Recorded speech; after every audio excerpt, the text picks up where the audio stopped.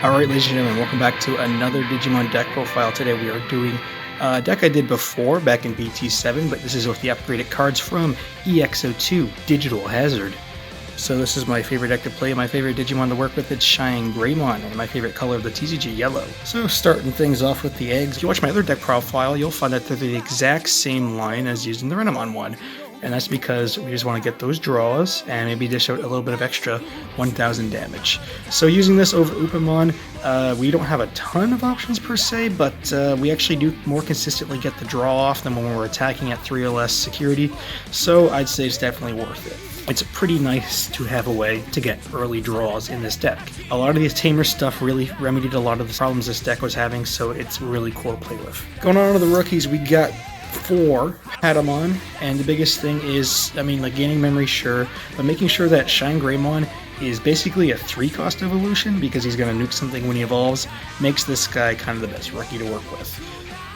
You'll notice we're back to yellow rookies again. We're not doing the purple egg, purple rookies thing this time, because we have a new rookie that really rounds out our cast, and that is my boy Lopmon. I am so happy that I get to play 2 of my favorite Digimon in the same deck, and that is the Lopmon Antylamon and RizeGreymon ShineGreymon combo. So yeah, Lopmon in combination with a certain tamer will be giving us a heal when it's played. That is pretty crazy. Really big heals. And doing a little bit more when we get to the ultimate level, I'll show you what. So we're playing 4 of this bad boy because he's kind of the best yellow rookie that I like to work with right now. Then we're playing only 3 Salamon, and it's just kind of a clutch little thing, gives you a heal. You all know how good it is, it's Salamon. Pretty standard. Aside from the fact that I'm only playing 11 rookies, but it works. I get by. You'd be very careful with your resources, especially like with this deck where I'm playing a very low Digimon count, but it works. Plus we get a little tech coming in at level 6s that'll help remedy the lower amount of Digimon we're playing.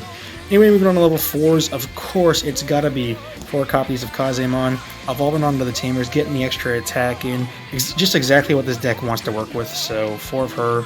A lot of times you are just evolving her onto your rookies, but whatever, just having the option to be able to go for her onto a Tamer is what she's all about.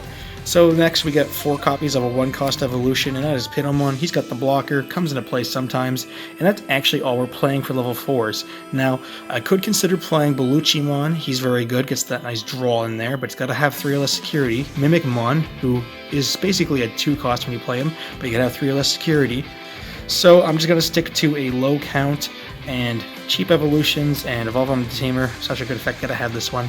Because nowadays, we're not necessarily going for Rookie to Champion to Ultimate. Sometimes we're going straight to Ultimate, and that is because Antylamon, one of my all-time favorite Digimon, can evolve straight onto Lopmon if we have a certain Tamer in play. So not only is that insanely broken, we're playing 3 of it, and there's just so many ways to use this card. You can go aggro, you can catch up in a push that they did early, you can just go straight into ShineGreymon afterwards.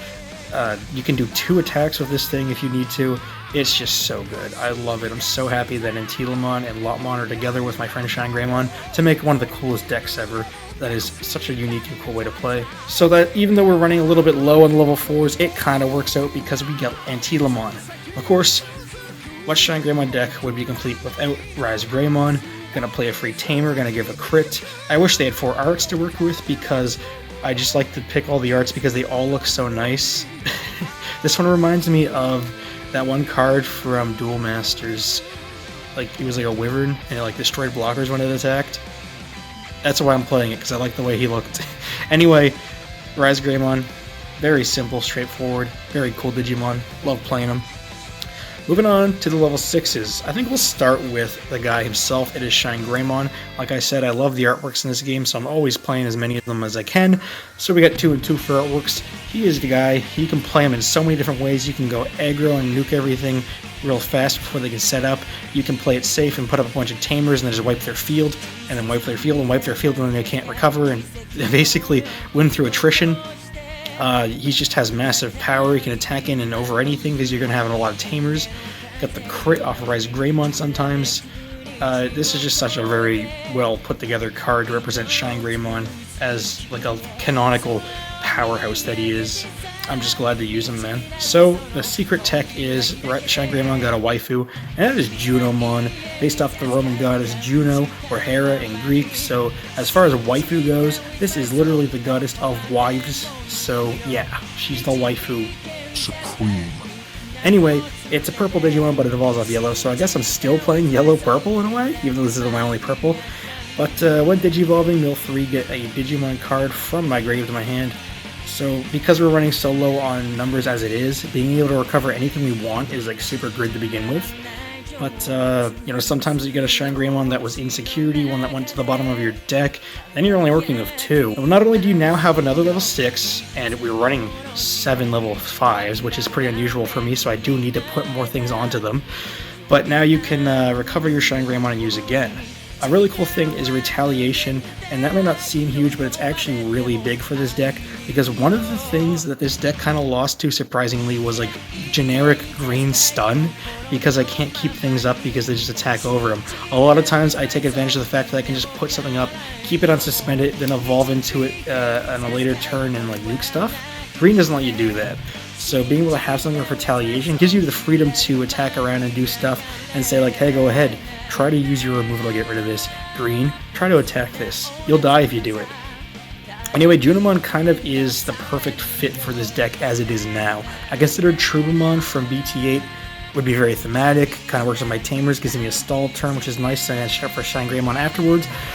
But I feel like this one has better utility, it costs less, and the Trubamon's nice and all, but it kind of just delays a game and doesn't really progress your state, where this kind of gives you the chance to progress your game state. Moving on to options, of course, best yellow card in the game. Don't really gotta explain it, you know how it is.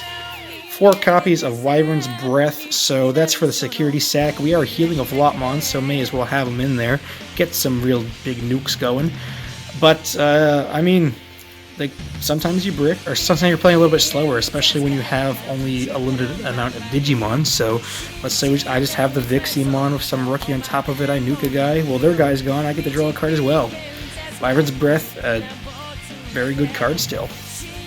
And we're gonna bring it back to a classic with this one. We're playing 2 Glorious Bursts. So this was the card before Wyvern's Breath. But I find that having the option to get rid of things without having to go to ShineGreymon or spend a lot of memory is actually pretty useful. You can't hit everything in the game with this anymore. Now there's some like 13Ks running around or whatever. It's a big, heavy cost evolution Digimon who have high DP, but it hits enough and it hits everything you need to, especially when you're already running a lot of ways to deal with high DP Digimon otherwise. So 2 I found works out pretty good. So the most important part of this deck is the Tamers. You saw all the rest. The chunk of Tamers is what gives ShineGreymon the fuel. The hope of all the children in the world gives him the power to vanquish all evil and fight everything that comes his way. So of course, the Tamers are very important in this deck. We're actually running a little bit less Tamers than I usually do. That's because the Tamers that we have now are actually so good that we don't have to try to compensate by running high amounts of other ones to make stuff happen. So of course, we've got our TK, probably the second best card in yellow, maybe the best card in yellow, even more so than Reinforcing, just because you get the duality through your security, pick something you like, take it out, heal, potentially put something good in there, look at your security, figure out what you want in there, and it's your memory fixer. What a good card. We got 4 copies of Cody Hida, so I just found that this is a very reliable way to get memory. The TK and Kari is a nice card, and I've cut it completely. I mean, that is a lot of memory it gives you, super reliable, but I found that good players will just not attack you until they're ready to kill you, or keep the life equal, and that makes TK Kari a 4-cost tamer that's kind of unreliable. Cody Hida, kind of the opposite. He's a 3-cost tamer that is super reliable, especially now that we're back to playing yellow eggs and yellow rookies. Keep in mind, this is start of your main phase that you gain the memory, so even if your field was nuked and you don't have anything up there, if you're moving up a rookie from your breeding area, you will get that memory. You can count on Cody. He's always there for you. And here it is. Drum roll. The tamer that I've been waiting for forever is Shu-Chong Wong.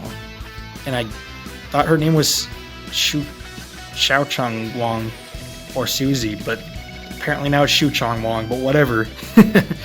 This tamer does so much. It is crazy, man. So happy. Been waiting for this forever, man. So, Shu-Chong Wong, the on-play effect will not activate from RizeGreymon, keep that in mind, but some crazy shit can go down with Shu-Chong Wong. So, The basic thing is getting that extra draw. I mean, it's a 3 or less life thing, but it's reliable enough. I mean, getting draws for this deck is big because we're playing a low amount of Digimon and we gotta play reactively to get rid of people's fields. So just the fact that it gives you a very consistent draw pretty much every single turn is like already good enough. The fact that on play this plays a Lopmon is like, wow. I am now just getting field presence. I'm playing my favorite little guy, who, by the way, evolves straight up to one of my all-time favorite Digimon, Antylamon, who then can evolve straight up to ShineGreymon. Means that we have some pretty crazy ways to turbo out our strongest kingpin of the deck. But that's not all, and I've had this happen already like twice. Opponent attacks security. Shu-Chong Wong is in security, gets played. Plays Lopmon from my hand. I'm at 3 or less life. I heal a card. Thanks, Lopmon. My opponent didn't expect that to happen. Not only did I get a heal, not only did I get a draw for next turn, but I also got a Digimon on the field who during my turn is not going to have Summoning Sickness because he was played during their turn. This card is crazy good, man. I am so happy with it. So yeah, that is my deck profile for my pet deck for sure, my all-time favorite deck. A deck which uses 2 of my all-time favorite evolution lines and has a really cool playstyle that I love, and I'm always going to be updating this deck, dude. I'll keep this deck with me the whole time I play this game because not only is it a great playstyle, but it's my favorite Digimon. So if you like what you saw, sub for Spub. I'm a huge Digimon fan. I love this TCG. I'll keep on doing Digimon content in the future, so stick around and see what I'm going to upload, guys.